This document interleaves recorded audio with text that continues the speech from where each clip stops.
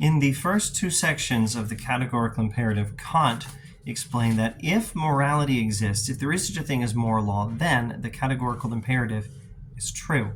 But is there such a thing as moral law? To address that question is the purpose of the third section, the final section of the grounding for the metaphysics of morals. And unlike our first two sections, I'm going to see if I can do this third section in just one video. Using the Ellington translation, page 49, Kant says, "The proposition that the will is in every action a law to itself expresses, however, nothing but the principle of acting according to no other maxim than that which can at the same time have itself as a universal law for its object." Now, this is precisely the formula of the categorical imperative and is the principle of morality. Thus, a free will and a will subject to moral laws are one and the same. A free will and a will subject to moral laws are one and the same. I'm not going to stop and review what is the categorical imperative and all that other stuff. Go back and watch earlier videos in this series. Having free will and being under moral law are the same thing. That's the point of this section. If there is such a thing as moral law, if the categorical imperative is true, if we really do have these obligations, then we also have free will. There's no free will, there's no obligation without free will, no moral obligation anyway. And there's no free will without moral obligation. If we have free will, then we are responsible to decide, to act according to reason and not according to mere desire or whim. The concept of free will, the concept of reason, the concept of morality are all intimately connected. You can't separate one from the other. And the state of having free will and the state of being under moral law are one and the same. But is there such a thing as moral law? Is there free will? That's the question. Kant says, jumping to page 51, "We have finally traced the determinate concept of morality back to the idea of freedom, but we could not prove freedom to be something actual in ourselves and in human nature. We saw merely that we must presuppose that if we want to think of a being as rational and as endowed with consciousness of its causality as regards actions, i.e. is endowed with a will." Maybe I should comment on one thing here before getting to the main point. That's to have free will is to be the cause of your own actions. If you have free will, then your decision is the cause, the first cause of your actions. Your actions are not caused merely by chemicals in the brain that are themselves caused by something else. No, the actual first cause of your action is your decision. If we have free will, that's what free will means. We have finally traced the determinate concept of morality back to the idea of freedom. We cannot prove freedom, etc., etc. Okay, so I think the point here can be summarized. The main point can be summarized rather briefly. If there is such a thing as moral law, then there is free will. It follows from the idea of moral law, but we still haven't proven that there is such a thing as free will or that there is such a thing as moral law. Skipping to page 53, "Therefore a rational being must regard himself as intelligence, and hence not from the side of his lower powers."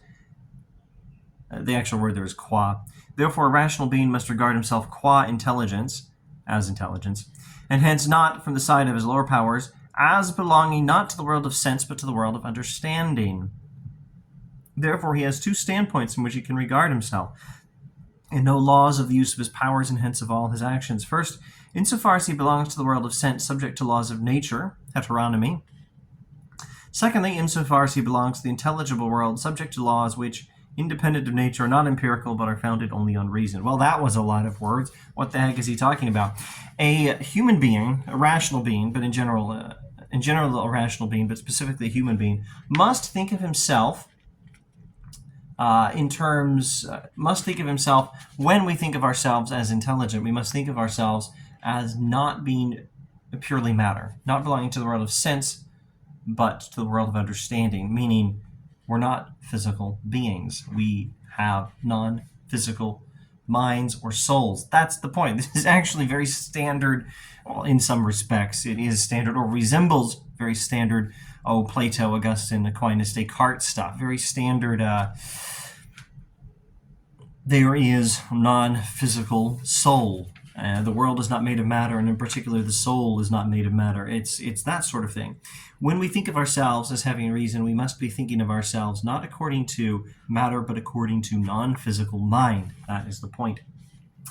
And so we can think of ourselves in two ways. We can think of ourselves as physical beings, subject to laws of nature, subject to gravity and inertia and physics and chemicals in the brain. But we can also think of ourselves as reasonable beings, which means beings who can act according to reason, which means beings that can be the first cause of our own actions, and beings with non-physical components. You can think of yourself in both ways. You have body, you also have soul, or at least it looks like you do because you have reason. But do you? But is morality really just an illusion? And is free will really just an illusion? Page 54, 55.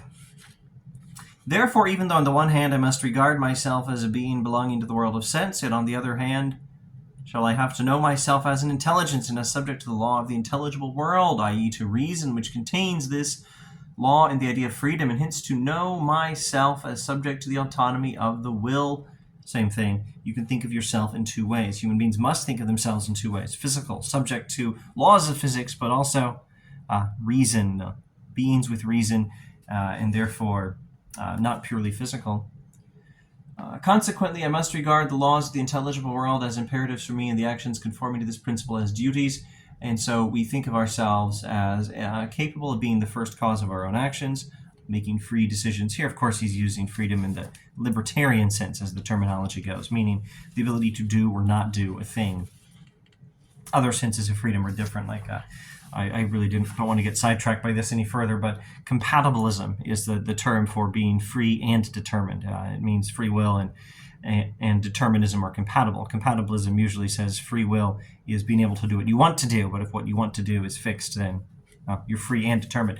Kant is not like that. Kant is promoting unambiguously what they call libertarian freedom, not a political proposition, but the ability to do or not do a thing.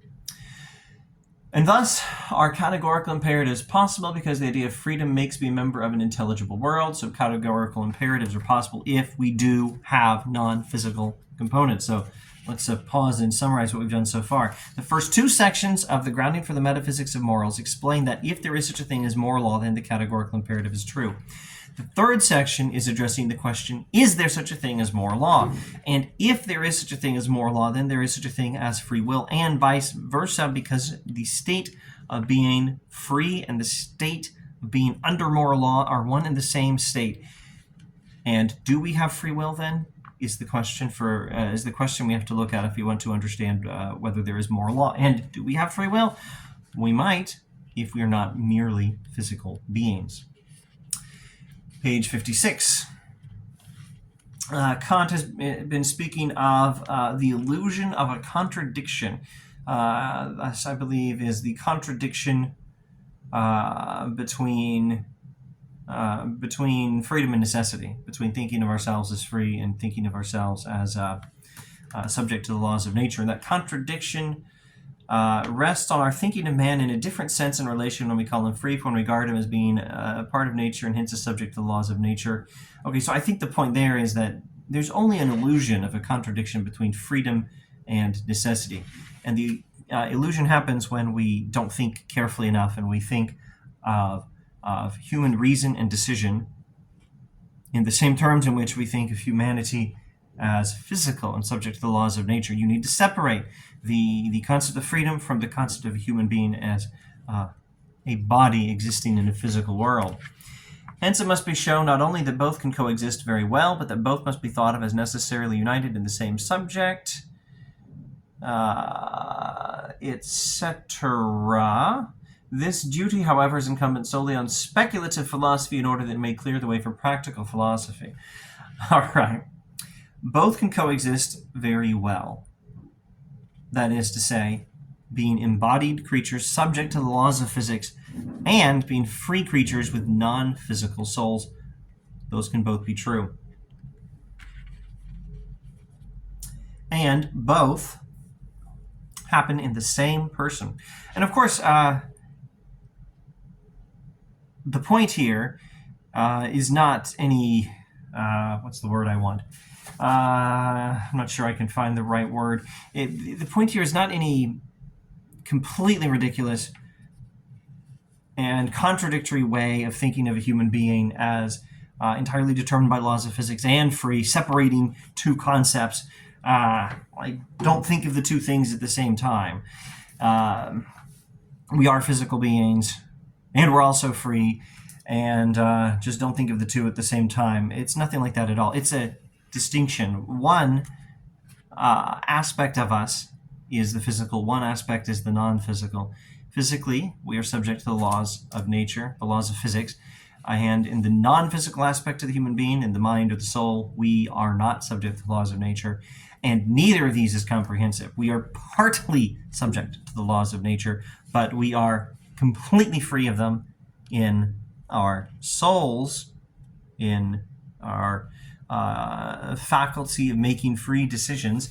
So to some extent, we are subject to the laws of physics, but not 100%. To some extent, we are free, but not 100%, because we're still physical beings and we can't escape the laws of physics. But not every decision we make is determined by the laws of physics. And it's a matter of speculative philosophy, not practical philosophy. To clear this up, I'd best not comment on that. There's probably some technical Kantian stuff I'm not qualified to comment on. But Kant does say, page 57, and I will comment on this, for there is not the slightest contradiction involved in saying that a thing as appearance, belonging to the world of sense, is subject to certain laws, while it is independent of those laws and regarded as a thing or being in itself. Once again, don't think of this as Kant saying that the human being is physical and non-physical, and when we think of ourselves as physical, we have to understand that we're completely under the control of the laws of physics, and when we think of ourselves as non-physical, we think something different. That's a contradiction. That's stupid. Kant is not stupid. Not that kind of stupid, anyway. Rather, we, as physical beings, can't avoid the laws of physics. We're under their control physically, but we still have free will in our non-physical souls to decide what to do.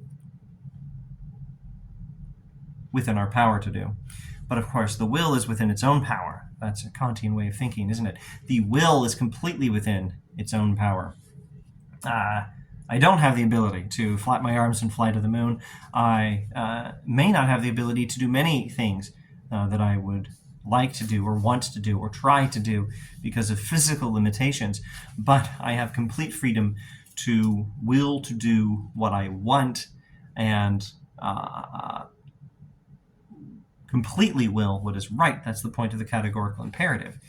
And I have complete freedom to do the best I can physically. Okay, there is not the slightest contradiction. Good. You can think of the human being as physical and as non-physical, and in one sense, in the physical aspect of the human being, we are subject to the laws of physics, and we are independent of those laws when we think of ourselves as non-physical beings. And good heavens, I don't think I have anything else to say about this. So,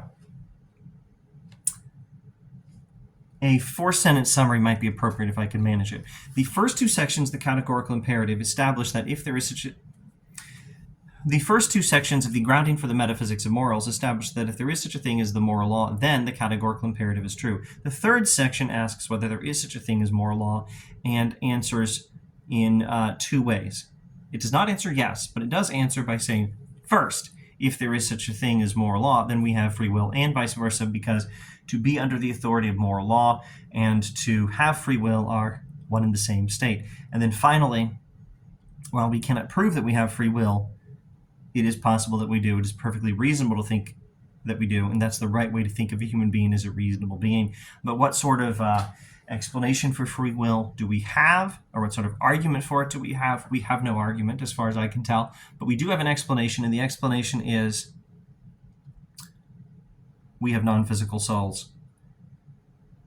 And only our bodies are subject to the laws of physics and subject to necessity. Our souls are free.